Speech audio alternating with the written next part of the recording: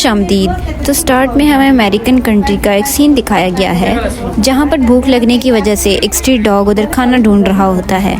करते करते एक चिकन शॉप से हड्डी ढूंढ लाता है और भागने के दौरान एक आदमी से टकरा जाता है। बहुत भीड़ होने की वजह से उसकी हड्डी कहीं खो जाती है। करीब से एक फौजियों का दस्ता गुजर रहा होता है जिससे रॉबर्ट नाम का एक सोल्जर डॉग की तरफ बिस्किट फेंकता है,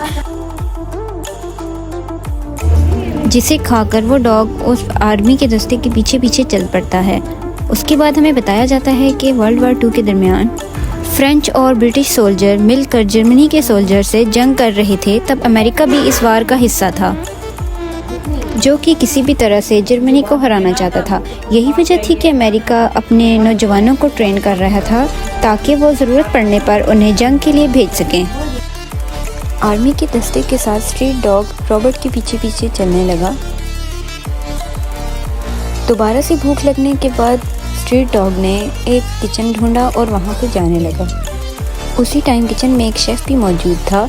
स्ट्रीट डॉग ने जैसे ही एक हड्डी उठाई, इतने में शेफ़ ने उसे देख लिया, उसके पीछे पीछे दौड़ने लगा। डॉग जब भागा तो भागते भागते उस रॉबर्ट से टकरा गया। रॉबर्ट ने उसे बोला, मेरे पीछे पीछे मत आओ और चले जाओ यहाँ से, मेरे पास कुछ भी नहीं जो मैं तुम्हें दूँ खाने के लिए। लेकिन डॉगी को उसकी बात बिल्कुल भी समझ नहीं आ रही थी। कुछ ही देर में आर्मी कर्नल आगे आया और रॉबर्ट को कहता है कि तुम इसे साथ ले चलो और खाने के लिए भी कुछ दे दो। तो रॉबर्ट ने कर्नल की बात पर हामी भरी और डॉगी को कैंटीन तक ले गया। स्ट्रीट डॉग कैंटीन में आते ही बहुत खुश होने लगा, खुशी से छलांगे मारने लगा और सबका खाना छीन कर खाने लगा। ऐसे रॉबर्ट को बहुत गुस्सा आ रहा था। कुछ ही देर में आर्मी कर्नल ने ट्रेनिंग शुरू की। सभी ट्रेनिंग के लिए जा रहे थे, तभी रॉबर्ट का डॉग भी उसके साथ साथ आ रहा था।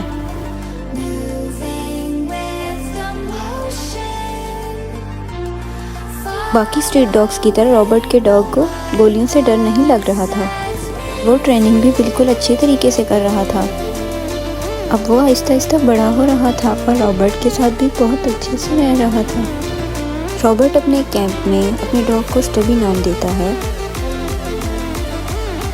अगले दिन कर्नल सब मिलिट्री वालों के दरमियान डॉगी को भी सैल्यूट करते हुए देखता है और उसे भी समझदार समझता है और कहता है कि ये भी मिलिट्री का हिस्सा बनेगा।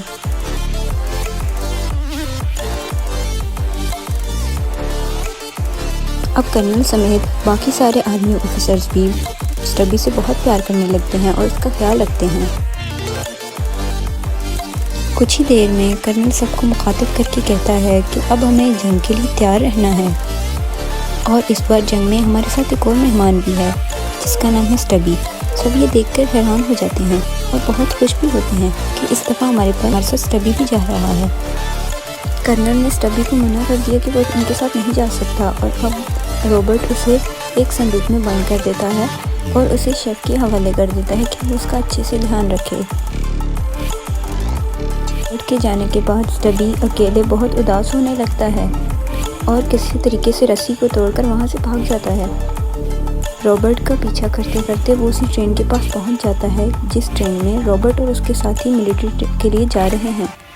कुछ ही देर तक स्टबी उस ट्रेन में बैठ जाता है और थोड़ी देर में अंदर पहुँच जाता है। अपने दोस्त को देखकर वो बहुत खुश होता है और सोचता है कि मैं भी कुछ लम्हे बाद इसके पास ही होऊंगा।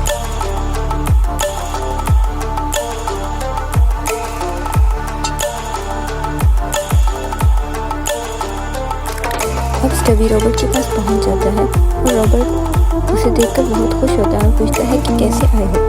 थोड़ी देर में रॉबर्ट का दोस्त पूछ जाता है और उसको बोलता है कि अगर जनरल ने इसको यहाँ देख लिया तो वो हम पर बहुत गुस्सा करेंगे। लेकिन रॉबर्ट कहता है कि हम इसको वापस छोड़ आते हैं, हम इसे जनरल को नहीं देखने देंगे। थोड़ी देर तक वो जनरल के पास से टकरा जाता है और ऐसे जनरल स्टबी को देख लेता है। रॉबर्ट और उसके साथियों को सैल्यूट करने के बाद स्टबी भी उनको सैल्यूट करता है और ये देखकर जनरल को बहुत खुशी होती है और वो सोचता है कि ये आज से हमारे साथ मिलिट्री में जाएगा। रॉबर्ट को ये हुक्म देता है कि वो उसे स्टबी का एक बैज दे दे जैसे बाकी मिलिट्री वालों के